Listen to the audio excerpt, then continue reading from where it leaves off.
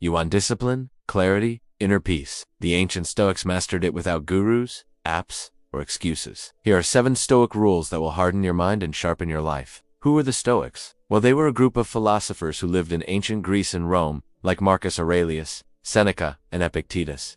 And Stoicism is not what you think. It's not some kind of passive, emotionless philosophy where you just sit around and don't care about anything. It's about how to be resilient, how to focus on what you can control, how to be strong in the face of adversity, how to take charge of yourself and your emotions, so that you can be the kind of person that you want to be. It's not about suppressing your emotions, it's about using your emotions effectively. But what does it mean to have control? For Stoics, control is nuanced. There are things we control, like the economy or the stock market, or whether or not someone likes us. A certain person is disturbed by no event, no person, no word, unless he chooses to be disturbed by it. It is not things that upset us, but our opinions about those things. Let that determine what you do and say and think. It's easy to cut corners when no one is looking, to take the easy path, to do what's popular instead of what's right. But that's not the way to build a great business, a healthy body, strong relationships, financial security, true happiness, or any kind of meaningful life. That's why the Stoics encourage us to live by virtue, not by approval. That's the highest standard, and it's the only way to achieve greatness. But that's easier said than done. The truth is, we're all human. We all want to be liked. We all want to be accepted. And it can be hard to do the right thing when no one is watching, especially if it's unpopular. But that's the point. Marcus Aurelius isn't suggesting that we do what's popular. Rule no. 2. Wake up with purpose. We don't know how much time we have left. He's suggesting that we do what's right. And that requires courage. It requires integrity. It requires a commitment to our values. But the reason he says it is to remind himself and us that our time is limited. So he urges us to consider that when we make decisions, when we speak to others, when we interact with the world, the Stoics believed that we should exercise our minds just like we exercise our body. It's a reminder to appreciate our time on earth and use it wisely.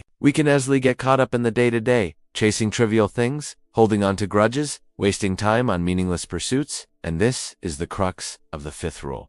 Train your judgment, not just your body. In fact, they considered it more important. So just like we lift weights to build muscle, we should engage in mental reps. Emotions are powerful forces that shape our behavior and influence our decisions. To build our capacity to respond to situations effectively. How do we do that? By reading, by journaling, by reflecting on our experiences, and seeking feedback from others. It's like going to the gym for the mind. You might not see results immediately, but over time you'll be better equipped to handle whatever challenges come your way. Then you looked up 30 minutes later wondering, where did all the time go? Well, it starts with awareness, right? Knowing what you're dealing with. They can drive us to greatness, but they can also cause us to make mistakes we regret. Think about the last time you saw your phone light up and you couldn't help but check it. You told yourself it was just for a second. Phone addiction is a problem because it exploits our natural reward circuitry. Every notification activates a little reward center in our brain that tells us, hey, pay attention. This is important. And even though most notifications aren't important, they hijack our attention anyway. Social media, arguments, emotional triggers, jealousy, pride, anger, fear, grief. All of them can lead us into behaviors we later regret. To avoid this, Epictetus suggests that we should be aware of these tendencies and resist the impulse to act on them. There he became a student of Socrates and developed his own system of philosophy that he taught to everyone,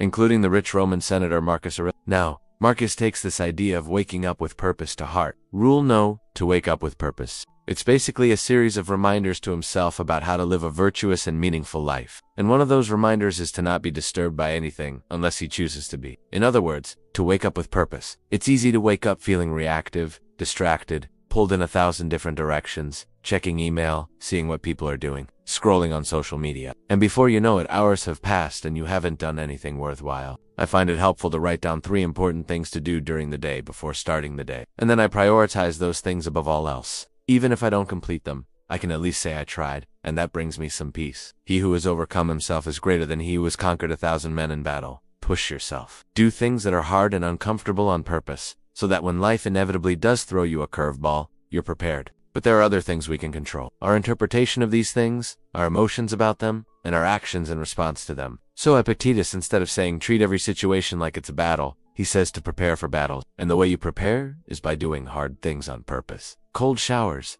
fasting, intense focus blocks, running long distances, lifting heavy things. The Stoics would say to try and only worry about the things in our control and not waste energy on things that are outside of our control. Doing hard things on purpose makes you stronger, in the same way that lifting weights makes you physically stronger. And this relates to mental strength too. You can't be a puppet master of the universe. When you challenge yourself and push through difficulties, you become more capable of dealing with whatever life throws at you. Why are they so important? Because we experience life through our internal world. Rule no. 5. Train your judgment, not just your body. Rule no. 3. Practice voluntary discomfort. The person that you think you are, that's the thing making the judgments. So when you judge something to be an emergency and you run around like a chicken with its head cut off, that's reacting. When you calmly assess the situation, figure out the best course of action, and execute on it, that's responding. We don't know how much time we have left. In short, you don't rise to your goals. You fall to your training. Stop stressing over algorithm changes, the stock market, politics, the weather, getting a virus, dying from it, whatever. Rule number 4, don't react, respond. Beware the power of your emotions. They can lead you into evil. You can't control everything. But when we remember our own mortality, it puts things into perspective. But you can control how you respond to the things that happen in the world, how you interpret them, how you choose to act. That's why we have to wake up and pay attention, because otherwise we're just letting life happen to us. He's talking about our internal world, our thoughts and judgments. We judge them, good or bad. And this is where it gets interesting, because these judgments, good or bad, aren't actually made by our brain. They're made by us. This is called the Cartesian theater, popularized by the philosopher René Descartes. Well, it's practical philosophy for when life knocks you down, which it will, and you need to pick yourself back up. Focus and take action, which you must do without losing your mind, which is the hardest part. But the reason he says it is to remind himself and us that our time is limited. Rule number 6, Memento Mori. Remember, you'll die. You could stop living right now. Rule number 7, live by virtue, not approval. Build character, not followers. Tell me what rule you live by. Subscribe to see more episodes like this.